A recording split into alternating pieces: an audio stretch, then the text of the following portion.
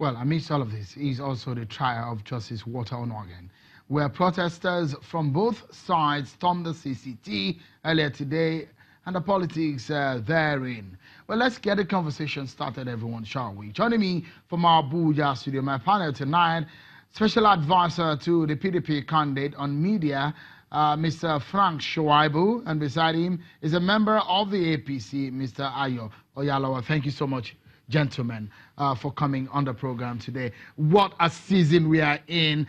The battle of words that we've seen between the political parties of both of you are involved in. The kind of response that we got from Bola Tinubu to the criticisms coming from former President Olusegun Obasanjo. Let me start with you, Frank. With what we have seen today, what are we to expect in the coming days? The reactions and the counter-reactions. What does this mean for the PDP, for example? Well, it's very, very interesting, Sheung. Interesting times. Nigerians are in for interesting times, wonderful times. Basically, it's going to be a separation of what we call truth from fiction, facts from lies. And those who trade in stock it is to trade in fiction and lies will be put to shame at the end of the day. So for me, it's going to be very, very interesting. So if you look at it, former President Obasanjo has criticized. He criticized the former President Jonathan. He spoke up so heavily also at some other times. And that's the reason why perhaps Bola Tinubu, for example, did say, look, you do not have a moral right to complain or criticize the government of the day. What do you make of Bola Tinubu's response?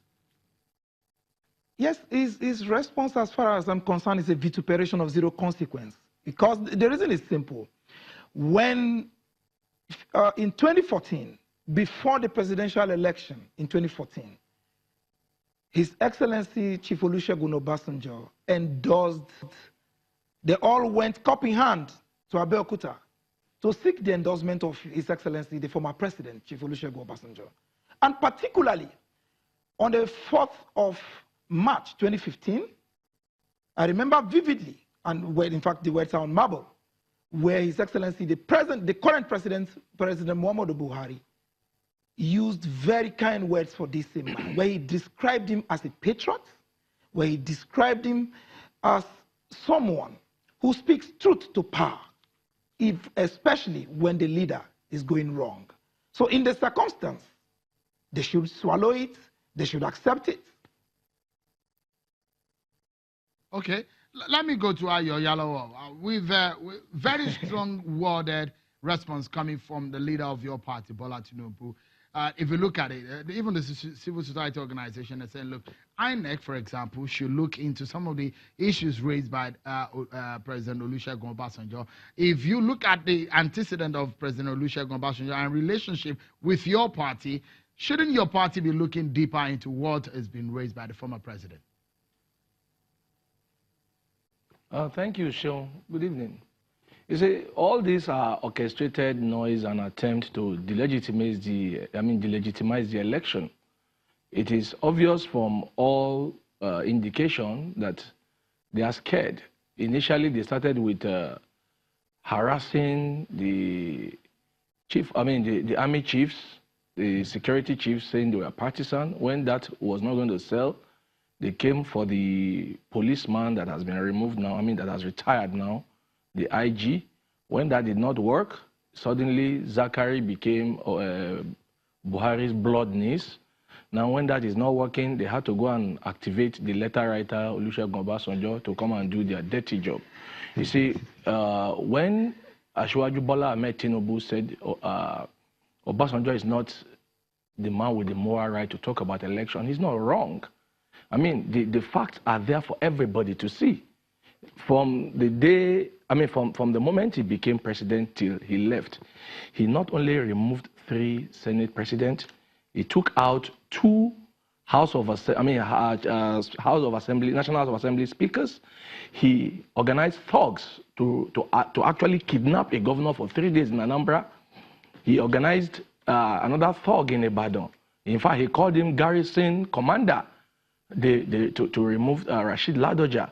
He did the same thing with Dari. He did the same thing with the man that has now died in Bayelsa. His name just went off my mind, the one that ran away from Britain.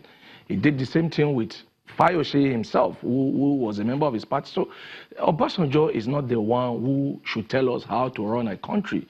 This was a man who spent millions and billions of naira to add another extra term to his term when he realized the time was going. And when he knew it was not going to work, he foisted on us a disaster in somebody who he knew was not healthy, and then the other one who he knew was not going to do anything. So Obasanjo is always about himself. And like Pastor Tunde Bakare rightly quoted, Obasanjo...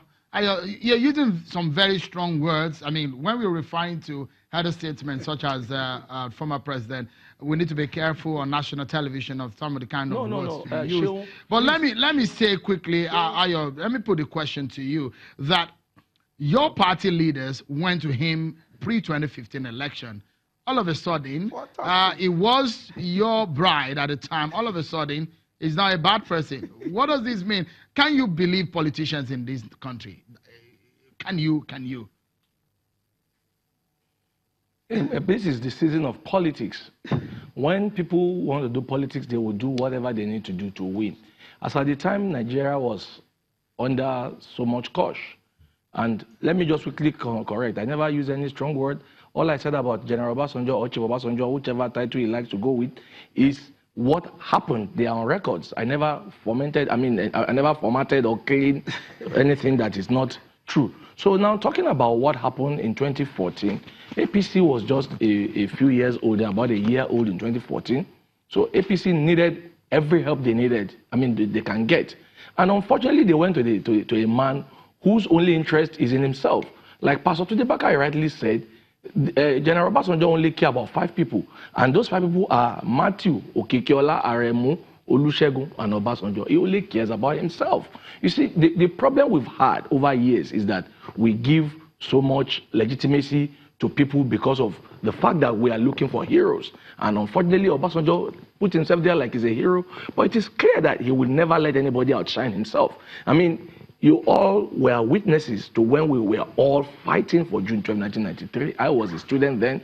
We were carrying banners, fighting that we want. But what did Obasanjo do? He said he's not the Messiah. He decided to delegitimize the man. When he finally rode on the back of that man to become the president of Nigeria, he did everything he can do to ensure that man is never recognized. Until this current president that you all say is not a Democrat came back and now recognized the man and give him what is his due. Okay, Ayo Yalowo, let's take a pause. Frank Shuaibu and Ayo Yalowo are still with us in our Abuja studio, but we'll take a break now. And when we come back, I'd like us to stay on the issues raised by these men, not the personalities, and so that we can look at some of this dispassionately right here on the program.